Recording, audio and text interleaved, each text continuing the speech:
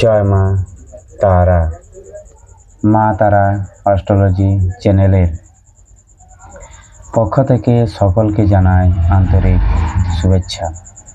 আজকে আমি যে বিষয়টি নিয়ে কথা বলতে চলেছি সেটি হলো যে কেন বৃশ্চিক রাশির জাতক এবং জাতিকাদের কোনো মন্ত্র, কোনো পুজো পাঠ, কোনো পাথর, কোনো আংটি, কোনো গ্রহরত্ন কেন কাজ করে না, সে নিয়ে আজকের আলোচনা। আপনারা দেখতে থাকুন জয় মা তারা অ্যাস্ট্রোলজি চ্যানেল। এখানে আমি তন্ত্র, মন্ত্র, জ্যোতিষ, পুজো পাঠ, বিবাহিত জীবনের সমস্যা, কোর্ট কেস, মামলা মোকদ্দমা, ভূত প্রেত, দানা দক্ষিণা, এই সকল প্রকার কাজ করে থাকি। চাইলে আপনারা আমার সাথে সরাসরি যোগাযোগ করতে পারেন আমার স্ক্রিনে দেওয়া নাম্বারে। জয় মা তারা। বৃশ্চিক রাশি হলো রাশিচক্রের অষ্টম ঘর এবং এই অষ্টম ঘর অধিপতি হচ্ছে মঙ্গল এবং কেতু। বৃশ্চিক রাশি সবসময় একজন জাতক বা জাতিকার জীবনে পাস্ট লাইফকে দেখায়, পূর্বজন্মের কর্মের ফল ভোগ করার জন্যই বৃশ্চিক রাশিতে জন্ম। কারণ পূর্বজন্মে বৃশ্চিক রাশি জাতক এবং জাতিকারা প্রচুর পরিমাণে পাপ করে। এখনো পর্যন্ত বৃশ্চিক রাশি যতগুলি জন্মগ্রহণ করেছে, যতগুলি দেহ ধারণ করেছে, সেই প্রত্যেকটি জন্মের কর্মের যে ফল তাকে এই বৃশ্চিক রাশিতে যখন তার জন্ম হয় তখন তাকে ভোগ করতে হয়।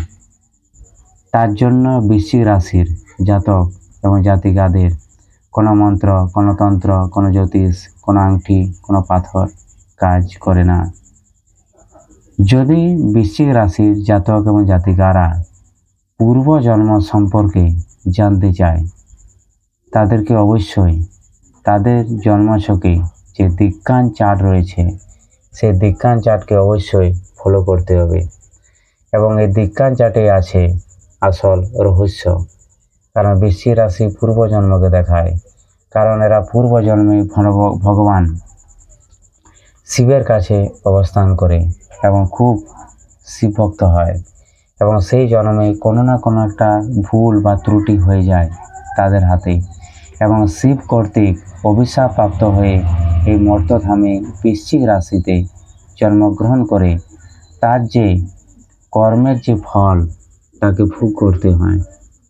তার জন্য একজন বৃশ্চিক রাশি জাতক বা জাতিকা মৃত্যু থেকে মৃত্যুতুল্য কষ্ট অনুভব করে জীবনে। 2012 সাল থেকে এখনো পর্যন্ত 2025 সাল, দীর্ঘ 13 বছর একই যন্ত্রণা ভোগ করছে। অনেক ইউটিউব চ্যানেলে বলছে যে 2025 সাল 29শে মার্চের পর বিশাল পরিবর্তন আসছে, কিন্তু ভবিষ্যতে কোনো পরিবর্তন আসবে না। কারণ বৃশ্চিক রাশির কোনো ভালো সময় বলে জিনিস নেই। যতদিন বেঁচে থাকবে মৃত্যুতুল্য কষ্ট তাদেরকে ভোগ করতে হবে।